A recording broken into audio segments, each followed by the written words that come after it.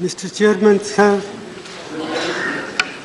I rise to highlight some of the problems that have arisen after the decision to demonetize 500 rupees and 1000 rupee currency note.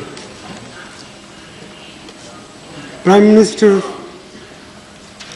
has been arguing that this is the way to curb black money, to prevent growth of forfeited currency note, and also to help in control of terrorist finance activities.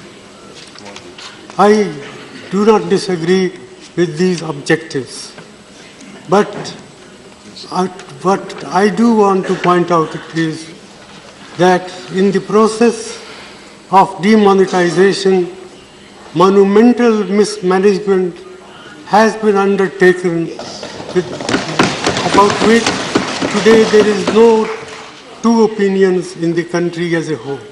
Even those who say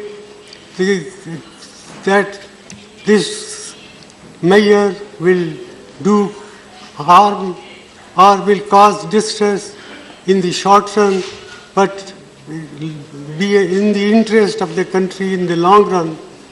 Well, I am reminded of what John Keynes said once, in the long run, all of us are dead. And therefore, it is important to take note of the grievances of the people, the ordinary people who have suffered as a result of this imposition on the country overnight by the Prime Minister.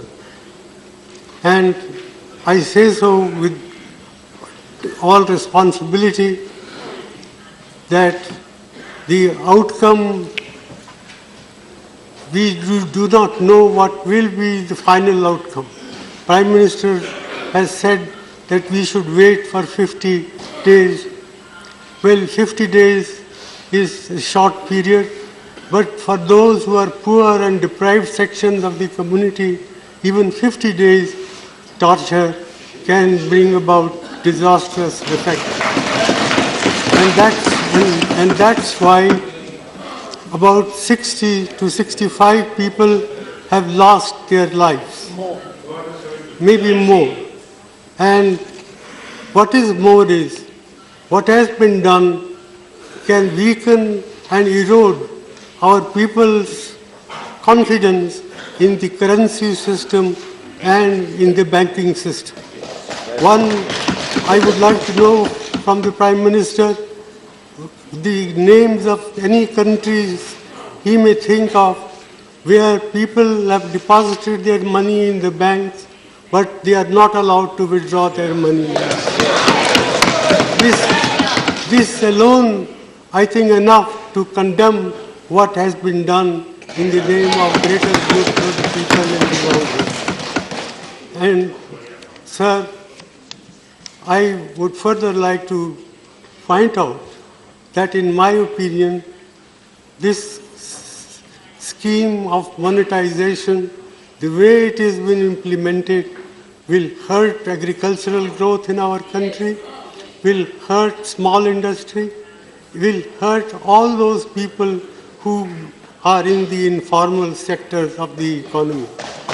And my own feeling is that the national income, that is the GDP of the country, can decline by about 2 percentage points as a result of what has been done. This is an underestimate, not an overestimate.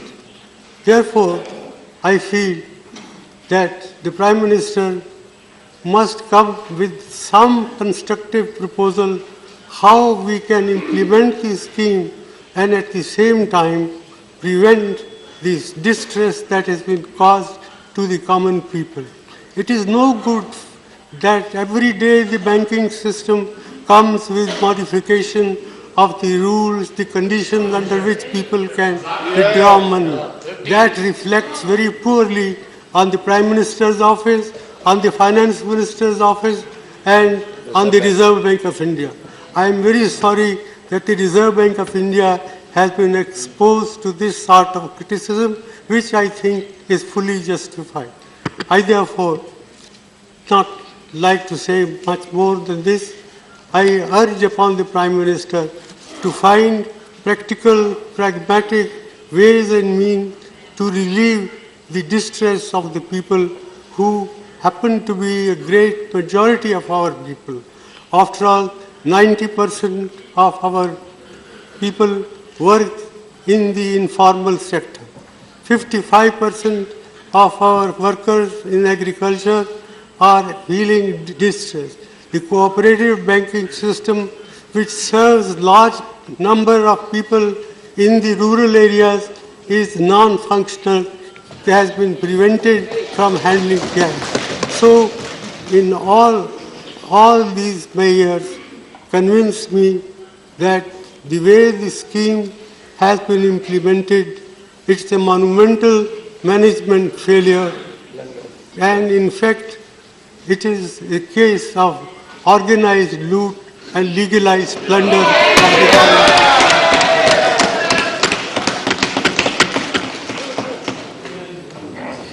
With these words, sir, I conclude it is not my intention to pick holes in what one side does or another side does, but I sincerely hope that the Prime Minister will, even at this late hour, will help us to find practical, pragmatic ways and means to provide relief to the suffering people of this country. Thank you. Thank you.